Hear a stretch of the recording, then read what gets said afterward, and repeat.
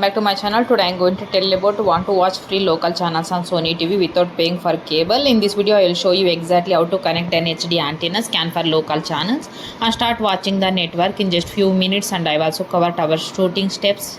If your Sony TV is not finding any channels, let's get started. First method, that is connect an HD antenna, free local channels. For the first step is turn off your Sony TV, connect the HD antenna in the in-ear RF input.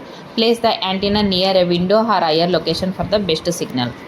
Second step is open TV settings. Press the home button, go to settings, select channels and inputs, open the channels. Third step is run auto channel scan. For choose channel setup and auto turning auto program, select antenna air not cable, start the scan. Your Sony TV will search for available local channels and save them automatically. Sony recommends the recruiting auto tuning whenever you move or new broadcast services became available. Now I tell second method, that is watch local channels with the streaming services. If you don't have an antenna, you can stream local channels through the services. These services typically include many local broadcast network depending on your location.